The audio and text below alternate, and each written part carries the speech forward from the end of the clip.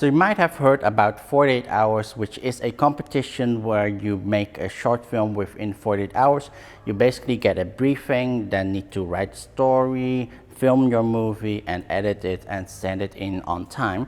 So my name is Chungdha and I've done at least more than 10 different 48 hours and also won a few of them, won like Best Cinematography and Editing Award, but also a Poster Award. The main thing is it really worth it to join 48 hours?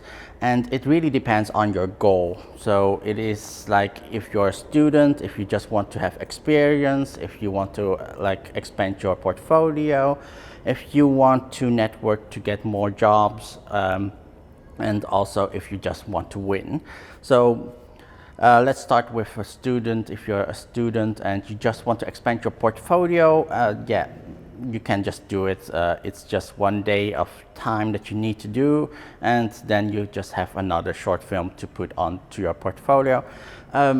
Gaining experience, I would say it probably be the same level as a student film, and you won't really gain like more professional level things. More often you will see like more lower level teams that are still searching for crews, especially assisting crews, and most likely like higher end professional teams are most likely already have their standard crew that they often work with on like professional jobs, and less likely to find somebody who's brand new to join in.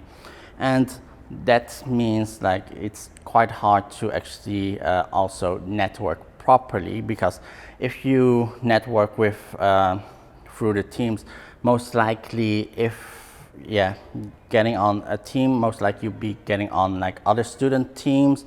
You might get connected to other students, but it's not likely that you connect with industry professionals, and more likely that you just connect with a lot of amateur filmmakers and also student filmmakers, and you won't really easily get a job through those. And then of course winning it also has like several things you need to look into that actually might make it much harder to win, because of course you have the professional production teams, which literally be arriving with like a production van, light car, like a light van, and like all the high-end production stuff, and just basically making like a real expensive movie with a lot of professional gear, while you might be just competing with somebody with a mirrorless camera and just a few lights. So it's gonna be a lot more difficult for if you are joining an amateur team or setting up your own team as a student.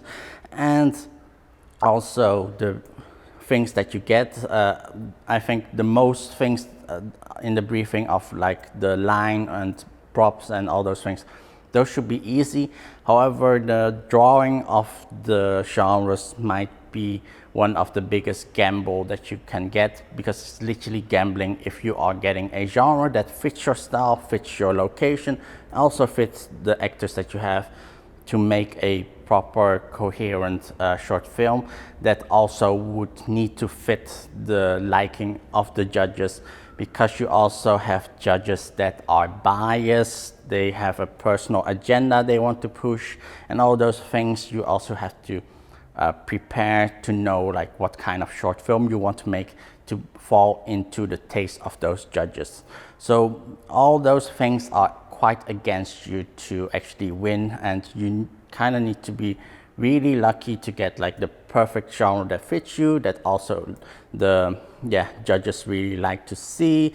And like if the judges are like art academy filmmakers, they like more artistic movies and not like choose like normal movies that fast. So it's really difficult to win like a 48 hour.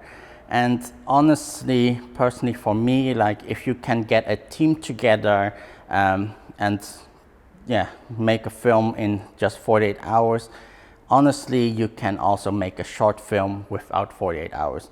You basically also have like more pros to it, because you can just have more time writing your script, more time planning it out, finding the perfect location, also finding the perfect actors for it, and just also plan it in that you only need 1 day to film it, and then also you have way more time doing the editing and finding the perfect music, and just have a much more of a movie that you can be more proud of, and also be of a higher quality that you easily can send it into different festivals.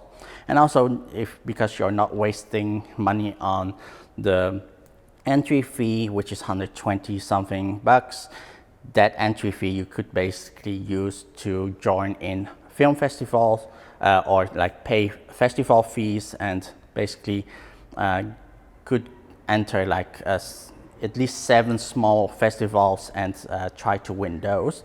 And that you have way more high chance probably to win than winning a 48 hours. And also going back about networking, honestly, if you want to network to get more filmmaking jobs or get more into filmmaking crews, honestly, you could just better go to more festivals and just go to the network events at those festivals, but also talk to the filmmakers of certain films that you saw that was really great. Get their contacts, just email them afterwards if you have like upcoming project that you can join in, help out, and yeah, get that way into the filmmaking industry.